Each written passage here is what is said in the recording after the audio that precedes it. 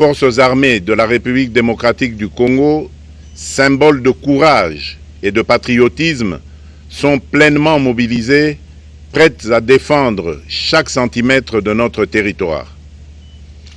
J'ai personnellement convoqué et présidé des réunions de crise avec une équipe restreinte du gouvernement, le haut commandement militaire ainsi qu'une réunion interinstitutionnelle afin d'évaluer les récents développements de la situation et de lever les options pour repousser les agresseurs et reconquérir chaque parcelle de notre territoire. À cet effet, j'ai nommé ce 28 janvier le général-major Évariste Somo Kakule au poste de gouverneur militaire du Nord Kivu pour renforcer la coordination des opérations militaires et restaurer l'autorité de l'État. Parallèlement, nous avons engagé d'importantes démarches diplomatiques, notamment au sein du Conseil de sécurité des Nations Unies, ainsi que dans le cadre du processus de paix de Luanda, auquel nous restons pleinement engagés malgré les obstacles. Nous privilégions la voie du dialogue, mais toujours avec lucidité, tout en restant fermement résolus à défendre notre territoire et notre souveraineté par tous les moyens nécessaires.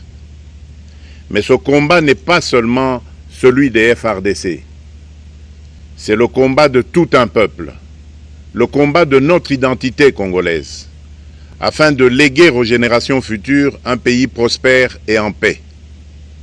À tous nos compatriotes, dans chaque province, chaque ville, chaque territoire et chaque village, ainsi que ceux de la diaspora, sans distinction d'appartenance ethnique ou politique, unissons nos efforts.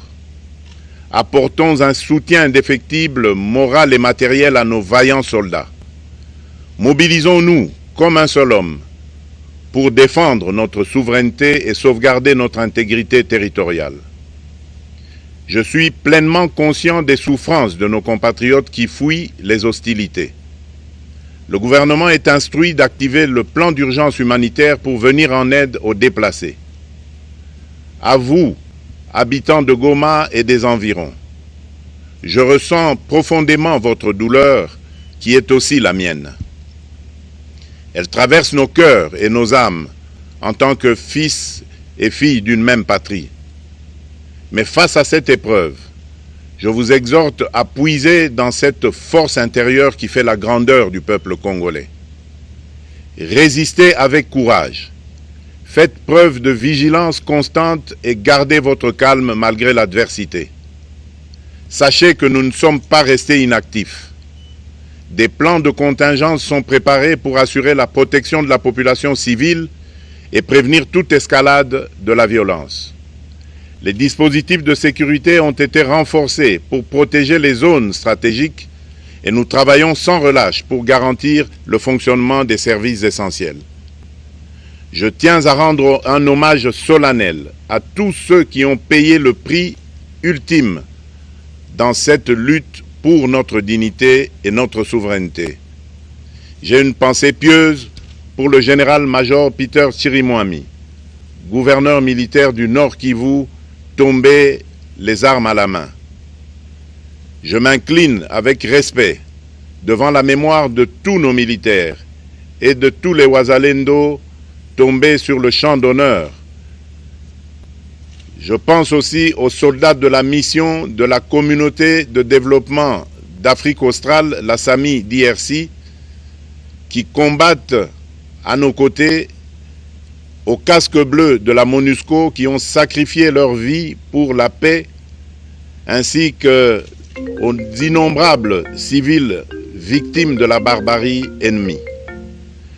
Leur courage et leur sacrifice ne seront jamais oubliés. Et nous portons leur flambeau avec la ferme détermination d'achever leur noble combat. Je voudrais ici interpeller directement la communauté internationale et l'Union africaine. Le Rwanda continue de violer ouvertement et sans scrupule les principes fondamentaux de la Charte des Nations Unies ainsi que les accords régionaux. Pire, ces agissements se déroulent dans une impunité totale et ce, avec un mépris manifeste des règles internationales et des valeurs que ces institutions sont censées défendre. Cette attitude arrogante, qui ne cherche même plus à masquer ses forfaits, est une provocation inacceptable à l'égard de notre souveraineté et de la stabilité régionale. La présence de milliers de soldats rwandais sur notre sol, leur soutien politique, logistique et militaire à leur pantin du M23, ainsi que leur implication dans l'exploitation illégale de nos ressources naturelles, nous conduisent tout droit à une escalade aux conséquences imprévisibles, mettant en danger toute la région des Grands Lacs. Votre silence et votre inaction face à la barbarie du régime de Kigali et aux atrocités perpétrées par ses supplétifs sur notre territoire constituent un affront non seulement à la République démocratique du Congo, mais également aux valeurs universelles de justice et de paix. Le peuple congolais prend acte de cette passivité qui frôle la complicité. Soyez sûrs d'une chose, la République démocratique du Congo ne se laissera pas humilier ni écraser. Nous nous battrons et nous triompherons. Congolaises et Congolais, l'heure est certainement grave, mais notre détermination est encore plus inébranlable. Ce moment critique nous offre l'opportunité de montrer au monde ce qui fait notre force, c'est-à-dire notre unité sans laquelle tous nos efforts seraient vains. Je vous appelle à être vigilants, mais à ne pas céder à la haine, aux divisions ou à la violence. Je condamne avec la plus grande fermeté les actes de vandalisme et de pillage qui ont visé certaines missions diplomatiques accréditées en République démocratique du Congo, ainsi que des intérêts privés dans la ville de Kinshasa. Ces comportements irresponsables dénaturent l'expression saine de notre colère face à l'agression barbare nous imposée et jettent une ombre sur les manifestations pacifiques de soutien à nos vaillantes forces armées qui luttent avec courage et abnégation pour défendre notre souveraineté. Notre engagement doit rester ferme et discipliné. Nous gagnerons cette guerre par notre unité, notre courage et notre sens de responsabilité, et non par la violence aveugle et par l'anarchie. Cette victoire ne sera possible que si chaque Congolais, où qu'il soit, prend toute la mesure du combat qui est le nôtre. J'appelle donc la nation entière, hommes et femmes, jeunes et vieux, acteurs politiques, opérateurs économiques, membres de la société civile, confessions religieuses, artistes et sportifs à se mobiliser, à faire bloc derrière nos vaillantes forces armées et à contribuer chacun à son niveau à l'effort de guerre. J'ai instruit le gouvernement de mettre en place des mesures rigoureuses de réduction du train de vie des institutions et de leurs animateurs afin que les ressources ainsi économisées soient directement réorientées vers le soutien à nos forces armées. Dans cet effort national, j'en appelle également à la responsabilité du secteur privé, qui est invité à contribuer activement à cette cause commune.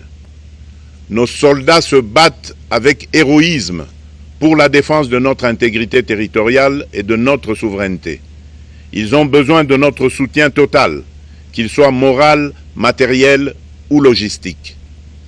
À la jeunesse congolaise, pilier et espoir de notre nation, je vous exhorte à répondre massivement à l'appel de la patrie. Le moment est venu de vous lever, de mettre votre énergie et votre créativité au service de la nation. Nous devons renforcer nos rangs et chaque jeune Congolais prêt à défendre son pays a une place au sein de nos forces armées. Enrôlez-vous massivement dans l'armée. Vous êtes le fer de lance de notre projet et votre mobilisation est déterminante pour la victoire finale. Aux braves populations du Nord Kivu, du Sud Kivu et de l'Ituri, vous êtes le symbole de la résilience congolaise, une source d'inspiration pour toute la nation. Vous n'êtes pas seuls dans cette épreuve. La République tout entière se tient à vos côtés, unis dans l'espoir et la lutte. Ensemble, nous ferons face et surmonterons cette épreuve.